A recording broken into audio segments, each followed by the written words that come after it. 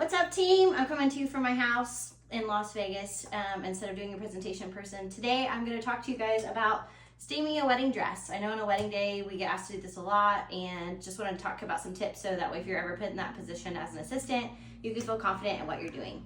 So tip number one is going to be use a quality steamer. So all of our coordinators should have something that looks sort of like this version. You'll see on Amazon, there's some like little handheld ones at Walmart that are cheaper. I do not recommend those. What's really important about this is this little metal piece on the front that it's actually kind of like an iron.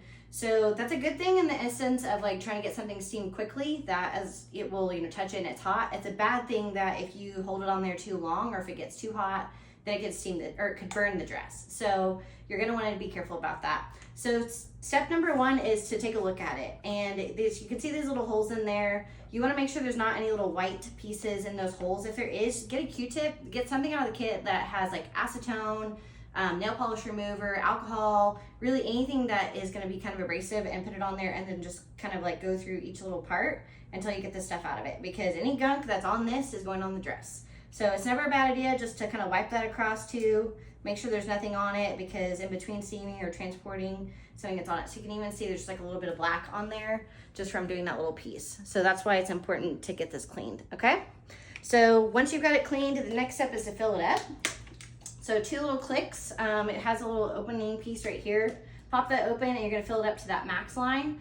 An important thing to know about the water is that you're gonna want to try to use bottled water if it's available.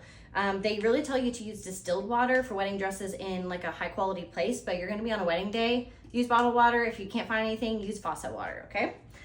Once you pop that back in, slide it in, plug it in, let it heat up for about 5 minutes. And you're gonna want to, once you push this button, you're gonna need to see like a cloud going to make sure it's hot. If you don't hear it making some gurgling noises, then you know it's not ready.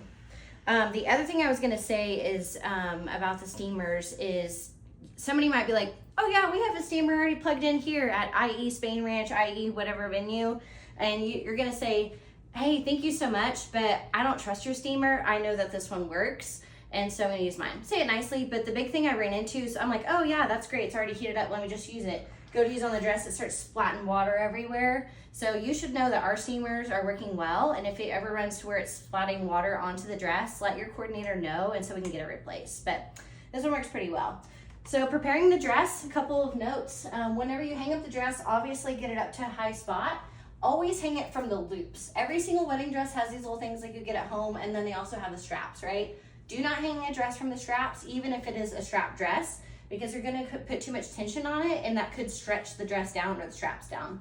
So hang it from the loops only, get it to a high place, and then get yourself a little Schwartz hanger and clip it onto the train, pretty low down here. So when you're steaming, you can be doing this. That way you don't have to have another chair or anything like that. You can be holding this right here and steaming this side of the dress, go over here, steaming this side of the dress.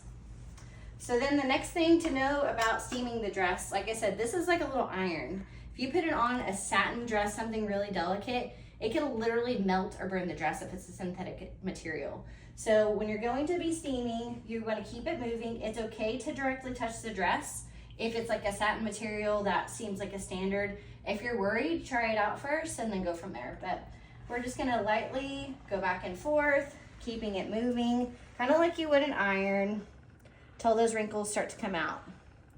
If you've got a stubborn wrinkle and it's not really doing anything, give it a second, like pull back, let the steam start building up. My steamer's having a little bit of a problem here.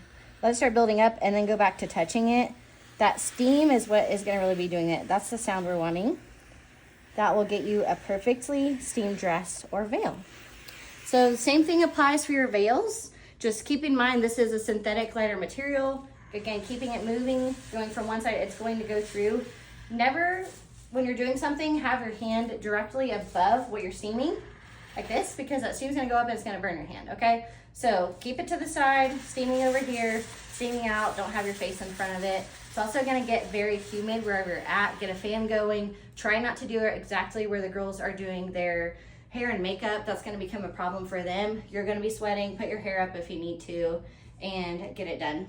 Okay, just a bonus tip about steaming veils.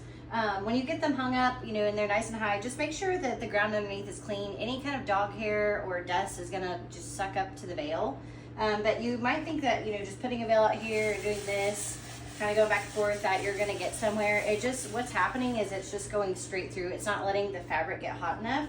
So if you actually take it against like a curtain or a wall or something that the fabric can actually bounce off for the heat, it's gonna actually make it go a lot faster to get those wrinkles out. So that's your hot tip.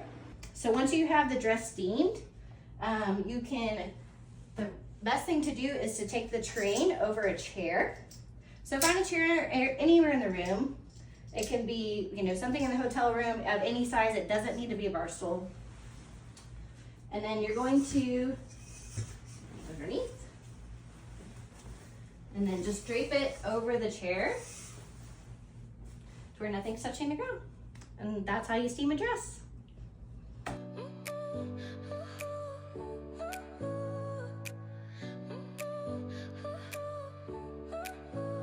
Your smile lit up like a sunrise glow.